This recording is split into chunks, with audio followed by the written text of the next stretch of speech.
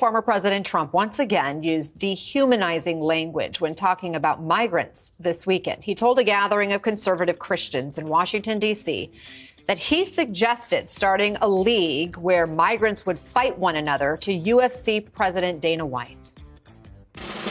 I said, Dana, I have an idea. Why don't you set up a migrant league of fighters and have your regular league of fighters, and then you have the champion of your league. These are the greatest fighters in the world. Fight the champion of the migrants. I think the migrant guy might win. That's how tough they are. But are you surprised that Trump should propose sending men, women, and children trying to immigrate into the United States into cages and forced to fight for their lives for his amusement? It's just another example of this national disease and what we might expect should this pestilent sow ever hold office again. The worst idea I've ever had.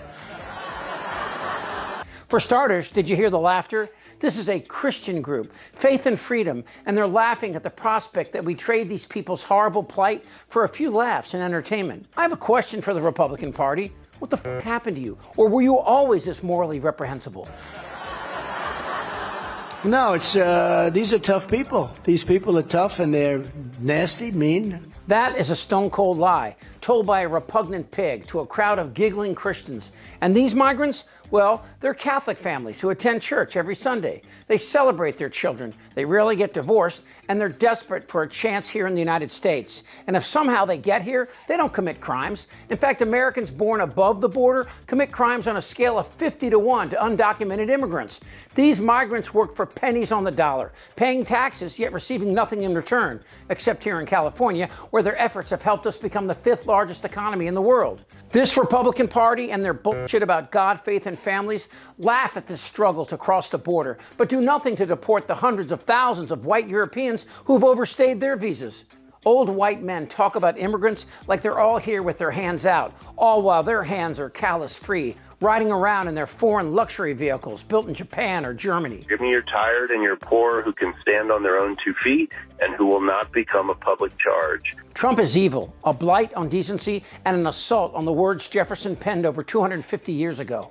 Now, the Biden campaign quickly reacting, saying, quote, fitting that convicted felon Donald Trump spent his time at a religious conference threatening to round up Latinos, bragging about ripping away Americans' freedoms and promising to be even more extreme if he regains power. It seems to me that nothing is more emblematic of what's wrong with America than Trump's attack on migrants. We are, after all, a nation of immigrants. Immigrants who landed on this continent and murdered millions of natives, then built an economy on the backs of African slaves for over 200 years. Yet this vermin attacks families who simply want a chance at the American dream. He mocks them and lies repeatedly to fire up his base of racist, anti-Semitic, anti-immigrant rednecks who will murder at his behest. Remember Charlottesville? Very fine people on both sides. Or Kyle Rittenhouse? He was trying to get away from them, I guess, it looks like. Or January the 6th? And if it requires pardons, we will give them pardons. Now Trump seeks to win again this fall with more of his tired, violent rhetoric aimed at the most vulnerable Americans. And yes, they are Americans. Where I'm standing right now, here in San Diego, when my great-grandfather was alive, this was Mexico. 50 years back, we hung signs like this, and it took a Supreme Court decision and people like Dr. King to remove them. But states like Arizona took a quarter of a century to recognize King's work and the national holiday, and today, Fox News and the Republican Party mock Kwanzaa and Juneteenth. Why? You have to ask. Today, they have the balls to hang signs like this.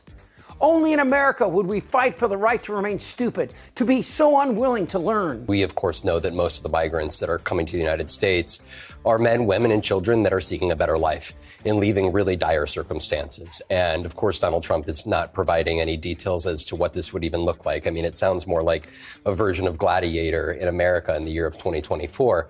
But when we're talking about migrants, Donald Trump has referred to them as vermin, dangerous, sick, criminals. And he said that migrants have poisoned the blood of this country. And he has also promised the largest deportation program in American history. Those are the words of the former president of the United States. It's going to be up to voters to determine whether it's that sort of rhetoric that they want to install back into the White House in 2025. Trump and this Republican Party display both their hate and ignorance in supporting Trump's proclamation that he will deport 11 million people. One of his plans is, he talked to Time Magazine, is to round up the 11 to 15 million illegals and then go through them and find out who belongs here and who doesn't. Would you support that? Absolutely. For the record, and for you ignorant humps that support this, even trying to deport 11 million people would destroy our nation. Economically, our GDP would tumble dramatically, as these so-called vermin are not only America's hardest workers who do not receive entitlements, but they also account for significant spending that supports both small and large businesses. But more importantly, such an action would divide our nation and create a division that might never heal, just so we can be wider. This is exactly the type of rhetoric that's tearing this country apart. For some political analysis, I think this is the type of rhetoric, the types of statements that really scare off the swing voters in swing states that Donald Trump and Joe Biden are going to need if they're going to win the election. I mean, this is the reason why, one of the main reasons why President Biden won in 2020, because some Americans thought that Donald Trump was just too risky, too chaotic, too aggressive in the way he expresses himself. Probably the most depressing part of what Trump said wasn't even what he said, as much as it was the so-called Christians laughing at the premise. The worst idea I've ever had. Trump's Hunger Games approach to immigration is an unconscionable statement, and these people thought it was funny. Trump has single-handedly exposed our nation as a demonic standard for Trump's favorite despots, Erdogan, MBS, and of course, Putin. On the campaign trail, former President Donald Trump is drawing big crowds in his swing through early voting states, but coming under fire for these anti-immigrant comments he made in New Hampshire this weekend. They're poisoning the blood of our country. That's what they've done. That language echoes white supremacists and was used by Adolf Hitler in his autobiographical manifesto, Mein Kampf, where Hitler criticized mixing races, calling it, quote, blood poisoning. Trump has repeatedly used the phrase. He's disgusting.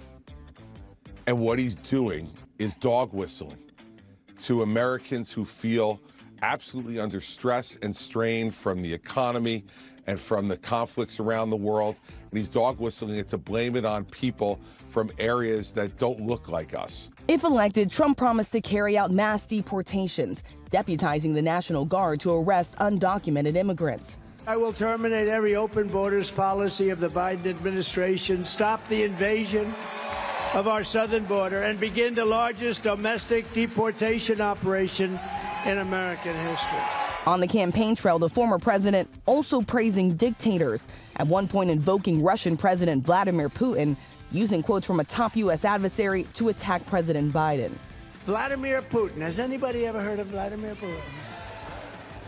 Of Russia, says that Biden's, and this is a quote, politically motivated persecution of his political rival is very good for Russia because it shows the rottenness of the American political system. So this is who we are, a country divided by a sociopath, a man who was born on third base, mocking those desperately, just trying to get a seat in the stands. But I'll say this, if this is what Trump wants, I'll get in the ring with this pig any day. Because guess what?